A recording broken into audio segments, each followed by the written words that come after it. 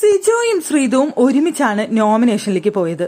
അവിടെ സിജോയാണ് അവിടെ ശ്രീതുവിനേക്കാൾ കൂടുതലായിട്ട് സംസാരിച്ചത്.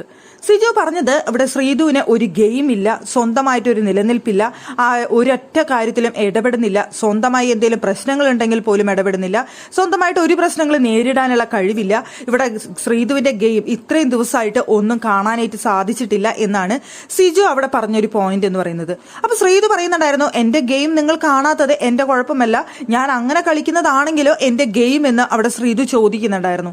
പിന്നെ എനിക്ക് സംസാരിക്കാനായിട്ട് ഇത്തിരി കുറവ്, മലയാളം അറിയാത്തത് കൊണ്ടുള്ള ഒരു പ്രശ്നമുണ്ട് എന്നതൊഴിച്ചു കഴിഞ്ഞാൽ ഞാൻ തുടക്കത്തെ 2 ആഴ്ച മാറ്റി നിർത്തി കഴിഞ്ഞാൽ പിന്നീട് എനിക്ക് വേണ്ടി ഞാൻ എല്ലായിടത്തും സംസാരിച്ചിട്ടുണ്ട്, വേണ്ട സ്ഥലങ്ങളിലെല്ലാം എന്റെ അഭിപ്രായം ഞാൻ പറഞ്ഞിട്ടുണ്ട് എന്നാണ് ശ്രീതോടെ പറഞ്ഞത്.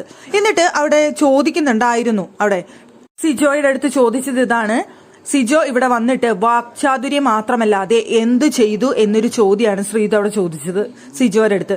സിജോയ്ക്ക് എന്താണ് ഇവിടെ ചെയ്തു എന്ന് എടുത്തു പറയാൻ മാത്രം എന്തുണ്ട് എന്നൊരു ചോദ്യമാണ് സിജോയുടെ അടുത്ത് ചോദിച്ചത്.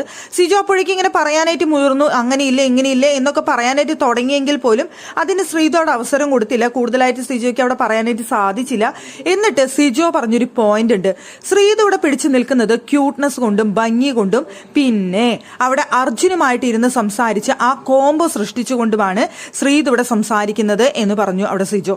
ആ കേട്ട വഴിക്ക് അവിടെ ശ്രീതു പറഞ്ഞു, ഇതിലേക്ക് ആ അർജുനുമായിട്ടുള്ള വിഷയം കൊണ്ടുവരേണ്ട ആവശ്യമില്ല, ഗെയിമിനെ കുറിച്ച് സംസാരിക്കെ അർജുനുമായിട്ട് ഇരുന്ന് സംസാരിക്കുന്നത് ഇങ്ങോട്ട് കൊണ്ടുവരണ്ട എന്ന് ശ്രീതു പറയുന്നുണ്ടായിരുന്നു. അവിടെ അർജുന്റെ ഏറ്റവും ബെസ്റ്റ് ഫ്രണ്ടാണ് സിജോ, അവിടെ ശ്രീതുവിന്റെയും ഫ്രണ്ടായിട്ട് അവിടെ നിൽക്കുന്ന ഒരു വ്യക്തിയാണ്.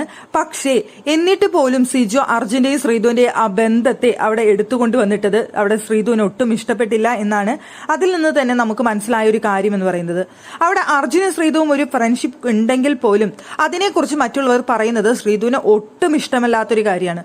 ഞങ്ങൾ തമ്മിൽ ഫ്രണ്ട്സ് ആണെങ്കിൽ ഞങ്ങൾ തമ്മിൽ ഇരുന്നോളാം, മറ്റുള്ളവർ ഇതാരും പോയിന്റ് ഔട്ട് ചെയ്യേണ്ട കാര്യമില്ല എന്ന് പലപ്പോഴായിട്ട് ശ്രീതോടെ പറയുന്നത് കേട്ടിട്ടുണ്ട്.